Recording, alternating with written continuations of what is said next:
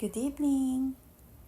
Tonight's story is about memories, about second chances that arrive too late, and about love that no longer asks to be together, and about the beautiful truth that not every story must end with forever to become meaningful. So find a comfortable position, allow your eyes to grow heavy, take a slow breath, and tonight, let us visit a small cafe hidden on a quiet street where two old hearts would meet again after 20 years. At 62 years old, Elena had stopped expecting surprises. Life had become simple, peaceful, predictable. Her mornings began with tea, her afternoons with books, and her evenings with quiet music playing softly beside the window. The children had grown. The house had become quieter, and though loneliness occasionally visited, she had learned to live peacefully with it. Love was no longer something she searched for. It had become something she remembered. Then one rainy Tuesday evening, while organizing old photographs, her phone vibrated. An unknown number. She almost ignored it, but something made her answer. The message read, "Hello, Elena. It's been a long time. I hope life has been kind to you. I'm not sure if you remember me, but if you do, would you like to have one last cup of coffee?" She stared at the screen. Her heart froze. Only one person called coffee, one last cup. Gabriel. 20 years. 20 years had passed, and somehow, his name still carried warmth. Not pain, not regret, just warmth. Outside, rain tapped softly against the windows. And for the first time in many years, memories knocked quietly on her heart. Back then, life had been different. Elena was 25. Gabriel was 28. Neither had much money. Neither had certainty. But they had dreams. And somehow, dreams felt enough. Their favorite place had always been a small cafe near the train station. They spent countless evenings there, talking, laughing, planning futures they believed would happen. Gabrielle always ordered black coffee. Elena always prepared sweet caramel latte. And every time, Gabrielle teased her, "You drink dessert, not coffee." She would laugh. "And you drink sadness in a cup." Those little jokes became memories. The kind that remain beautiful no matter how much time passes. Back then, they believed forever was easy. But youth often mistakes love for certainty. Life had lessons waiting. Neither stopped loving, but life grew complicated. Gabrielle received opportunities overseas. Elena needed to care for her mother. Distance entered quietly. Phone calls became shorter. Schedules became heavier. And eventually, the love remained. But the timing disappeared. There were tears. There were promises. But in the end, life chose different roads for both of them. Not because they stopped loving, but because sometimes love and life are not walking in the same direction. And slowly, without anger, Without betrayal, without blame, they let each other go. As the years passed, life slowly carried both Elena and Gabrielle into different seasons. There had been tears after they parted. There had been sleepless nights. There had been moments when each wondered if they had made the wrong choice. But life, as it often does, continued moving. And eventually, both learned how to move with it. Elena married a kind man named Victor.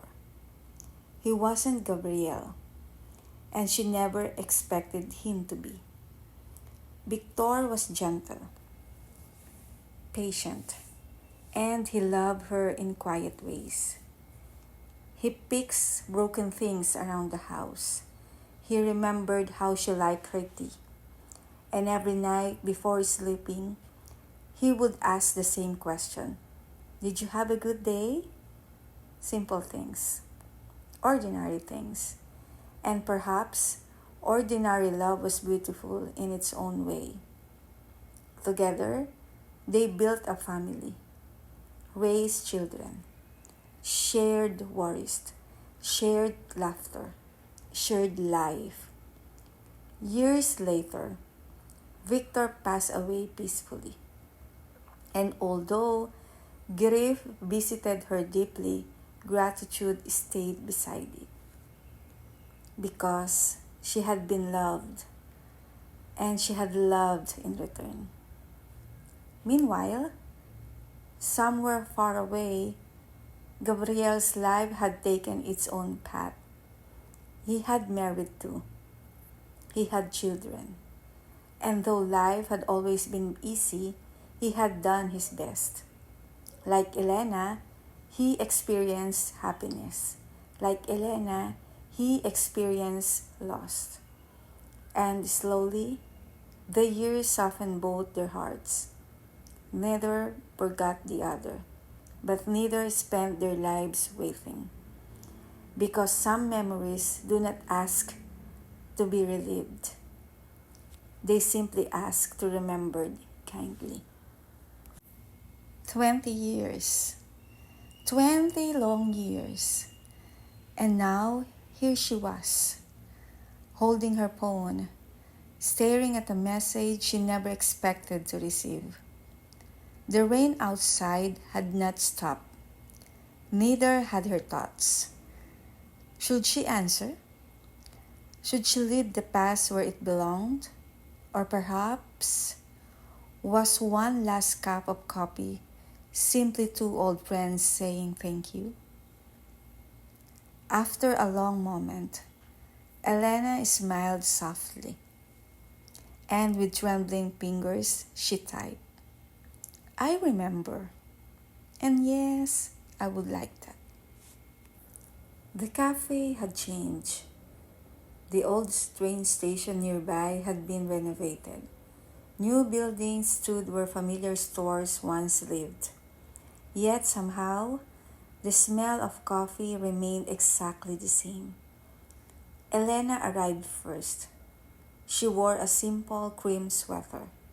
Nothing fancy, nothing special, just comfortable. She smiled nervously, and then she saw him. Gabriel, older, gray hair, a few wrinkles, slower steps, but the same eyes. And somehow, the same smile. Neither moved immediately. Both simply looked. 20 years. And suddenly, time disappeared. Gabrielle laughed softly. You still arrive early. Elena smiled. And you still make people wait. Both laughed. And just like that, the awkwardness faded. Not because they had forgotten the years, but because friendship had survived them. They spoke for hours. about children, about work, about loss, about life. And occasionally, they laugh over memories. Remember when you spilled coffee all over yourself? Gabriel asked. Elena laughed. You laughed so hard I almost threw my cup at you. And you still drink dessert instead of coffee. And you still drink sadness in a cup. Both laughed until tears appeared. Not tears of pain, but tears of remembering. How strange life was.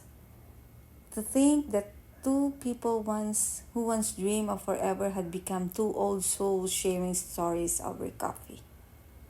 And somehow, that was enough. At one point, silence settled between them. Not uncomfortable silence, but peaceful silence. Gabriel looked at the rain outside, then quietly said, You know, Elena, there was a time when I regretted everything. I wondered what life would have been if things had been different. But as I grew older, I stopped asking that question. Elena looked at him gently. And what do you ask now? Gabriel smiled. I ask myself how lucky I was. Lucky that I met someone who loved me. Lucky that I experienced that kind of happiness. And lucky that after all these years, I can still sit here and thank her. Elena's eyes became wet. Not because she wished to go back, but because she realized something. Love had changed. It no longer wanted possession. It no longer wanted promises. It had become gratitude. And perhaps that was what mature love looked like. Not longing, not regret, just appreciation. As evening approached, they stood outside the cafe. The rain had stopped. Street lights reflected softly on the wet pavement. Neither wanted to say goodbye, not because they wanted another beginning, but because goodbyes were never easy. Gabriel smiled. Thank you for saying yes. Elena smiled back. Thank you for asking. He laughed softly. And thank you for all those years ago. For loving a foolish young man. She laughed through tears. And thank you for loving a stubborn young woman. Then Gabriel gently bowed his head. Take care of yourself, Elena. You too, Gabriel. And with one final smile, they walked in different directions. Not because they had lost each other again, but because their story had already become complete. That evening, Elena returned home. She made herself tea, sat beside the window, and listened to the sound of the quiet night. Her heart felt strangely light, not because she had found love again, not because she had reopened old chapters, but because she realized she had nothing left to regret. The young woman who was once cried over lost dreams had become an old woman who smiled over beautiful memories. And perhaps that was enough. Perhaps happiness was never about having everything. Perhaps happiness was learning to say thank you, even for things that ended. Before sleeping, Elena looked at an old photograph. Two young people, 2 cups of coffee, 2 impossible dreams. She smiled and softly whispered into the quiet room. We did all right, didn't we?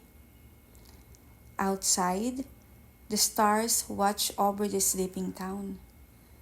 And somewhere beneath the same sky, perhaps Gabrielle was smiling too. Not wishing for yesterday, not wishing for forever.